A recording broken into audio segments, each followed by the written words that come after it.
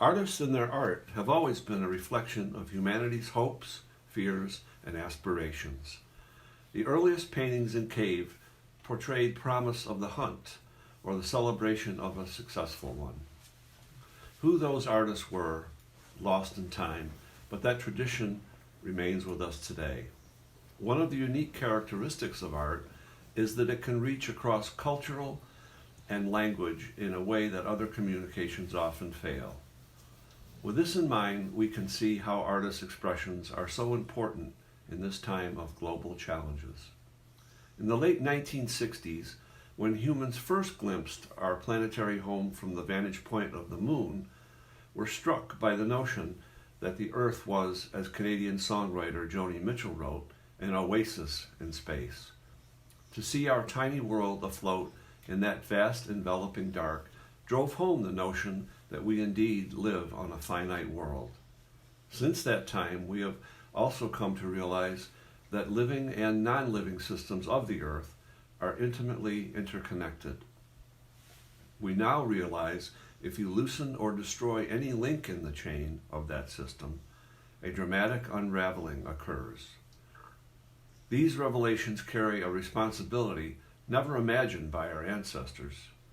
It is crystal clear that each person needs to have this understanding and be willing to do their part in what will become a matter of survival, not just for humans, but for all life on Earth. Artists do have a voice and should be part of this awareness building. Via their creativity, they can generate a global stream of thought focused on the vulnerability and fragility of our lifeboat in the cosmos. Because art speaks to a part of the brain that is primordial, its impact runs deep, perhaps even to our DNA. Caring for our world must become a subconscious act for all of us. In 1991, I created a watercolor painting that was quite playful in its intent. Time would prove it to be much more than my original gesture, and I realized it had a message and life of its own. In the end, it was titled Stewardship, largely because every person who encountered it quickly sensed a theme that spoke about the preservation of our environment. Because of that strong response, I realized it contained an extraordinary message, and I hoped it might end up in a place where it could be seen by many. As luck would have it, the painting was displayed in the Clinton White House for many years. That was the beginning of the Art of Stewardship project, which my wife and I have worked on to this day.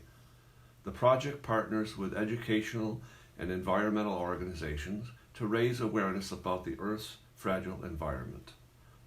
The painting offered here this evening is titled Featherweight. As with many of my paintings, there are multiple messages represented in the work. How do a heavily tumbled beach stone and a discarded gull feather relate to each other or the notion of stewardship? Think for a moment of gravity and recall the story of Galileo and the Leaning Tower of Pisa.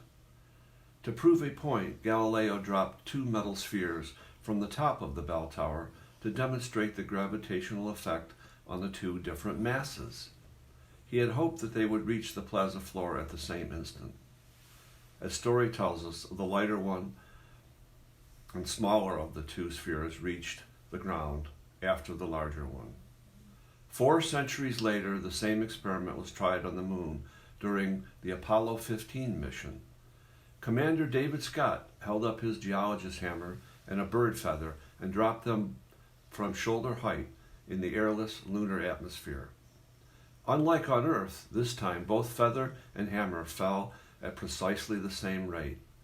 The lighter feather, no longer having to plow through the air on Earth, easily demonstrated what Galileo could not in Pisa. In earthly terms, the painting also speaks about the effects of environmental change over long periods of time. Try and imagine the number of tumbles the stone has taken, driven by tide and wave action, to sculpt a piece of granite into an egg-like form. Now, ponder the evolution of living creatures over billions of years to create a flying machine adorned by graceful feathers.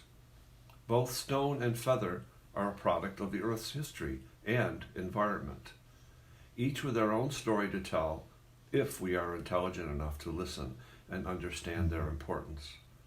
Tonight, as we come together, we celebrate the stone and the feather that are symbols of our responsibility as stewards of the earth.